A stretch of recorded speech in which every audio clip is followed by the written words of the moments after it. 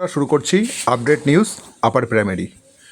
আপনারা জানেন 28 আগস্ট কোর্টের নির্দেশ দিয়ে দিয়েছে, সবুজ সংকেত দিয়ে দিয়েছে যাতে আপার প্রাইমারি 14,052 জনের নিয়োগ প্রক্রিয়া 1 মাসের মধ্যে সম্পন্ন করা হয়, 4 সপ্তাহের মধ্যে। কিন্তু ইতিমধ্যে প্রায় 20 দিন অতিবাহিত হয়ে গেল, এখনও কিন্তু আপার প্রাইমারির নিয়োগটা হলো না। আপারের ক্যান্ডিডেটরা কিন্তু আশা করেছিল যে পুজোর আগে তারা নিয়োগ প্রক্রিয়া তাদের সম্পন্ন করে দেবে এবং তারা নিয়োগপত্র হাতে পাবে এবং তারা স্কুলে যোগদান করবে। কিন্তু কমিশনে সেরকম কোনো সদিচ্ছা দেখা যাচ্ছে না। এদিকে ম্যাট 638 রাজীব বর্মা যে আবার সুপ্রিম কোর্টে যে পিটিশনার করতে যাচ্ছে সেটা কিন্তু কমিশন ভালো করেই জানে। বঞ্চিত ক্যান্ডিডেট রয়েছে প্রচুর, যারা প্রশিক্ষণপ্রাপ্ত টেট কোয়ালিফাইড করে বসে আছে। তার মধ্যে 12 সালে টেট কোয়ালিফাইডও রয়েছে, আর 14 সালে নোটিফিকেশন জারি করে 15 সালে যে পরীক্ষাটা হয়েছিল তারও আপার টেট কোয়ালিফাইড ক্যান্ডিডেটটা রয়েছে।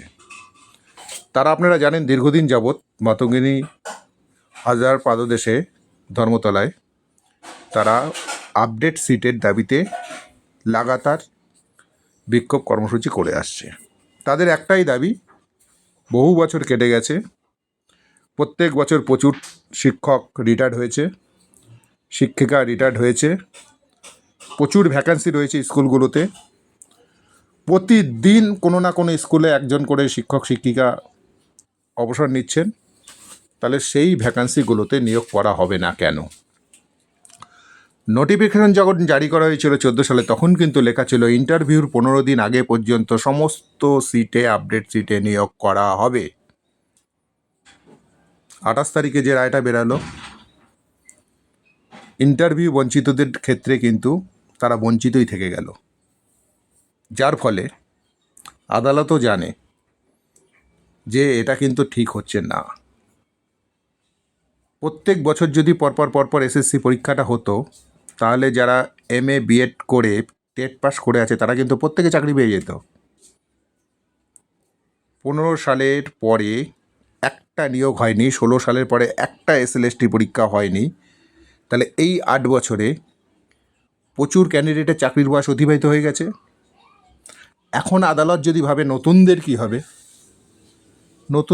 নতুনদের আবার টেট পরীক্ষা হবে, তারা যেভাবে প্রসেস হয় তারা নিয়োগ হবে, কিন্তু সে কথাটা কিন্তু আদালত ভাবেনি বঞ্চিতদের কথা।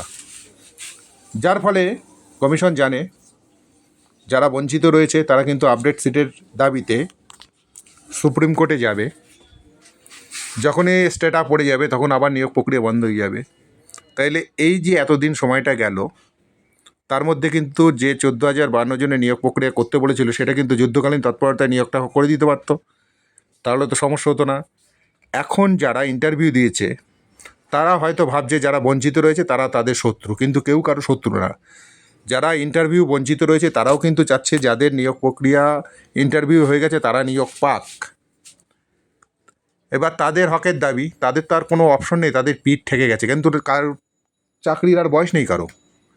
যারা ইন্টারভিউ বঞ্চিত রয়েছে, BEd কমপ্লিট করে বসে রয়েছে, কেউ একবার টেট পাস করেছে, কেউ 2বার টেট পাস করেছে, 12 সালেও টেট পাস করেছিল, 15 সালেও টেট পাস করেছিল, তাহলে তাদের তার কোনো অবস্থাতেই আর পরীক্ষায় বসতে পারছে না।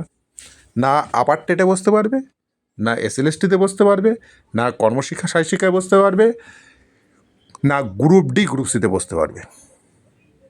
তাহলে নোটিফিকেশনে লেখার কী দরকার ছিল ইন্টারভিউর 15 দিন আগে পর্যন্ত সমস্ত সিটে নিয়োগ করা হবে? তাহলে কেসটা তো হতে যাচ্ছে সুপ্রিম কোর্টে, এখনও হয়নি, হয়তো হয়ে যাবে 2-4 দিনের মধ্যে। হয়ে গেলে যদি আবার স্টে পড়ে যায়, তাহলে এই যে নিয়োগটা 14,052 জনের, সেই নিয়োগটা তো তারা পাবে না। তাহলে এদের এই কদিনের মধ্যে নিয়োগটা দেওয়া হলো না কেন? তাহলে দেখতে পাচ্ছি আমরা কমিশনের কখনোই সদিচ্ছা ছিল না যে আপার প্রাইমারির ক্যান্ডিডেটরা নিয়োগ পাক। একটা নিয়োগ করতে কত বছর লাগে? এত কেস কেন হলো? কমিশনের অপদস্থতার জন্য এত কেস হলো? ঠিকঠাক যদি কাজ করতো তাহলে 2বার ইন্টারভিউ কখনো নিত হতো, প্যানেল কখনো বাতিল হতো? আপনারাই বলুন। কষ্ট করে পরীক্ষা দিয়ে একটা BEd করতে গরিবের ছেলেমেয়ের ঘটি বাটি জমি জমা বিক্রি করে তারা BEd করেছিল, একটা চাকরির স্বপ্ন দেখেছিল। সেক্ষেত্রে দেখুন প্রাইমারি কিন্তু অনেক ধাপে ধাপে অনেকবার নিয়োগ হয়েছে, কিন্তু আপার প্রাইমারির ক্ষেত্রে কিন্তু নিয়োগ হচ্ছে না, এসএলএসটির পরীক্ষাই আর হচ্ছে না, আদৌ নতুন নোটিফিকেশন কবে জারি হবে তার কিন্তু ঠিক নেই।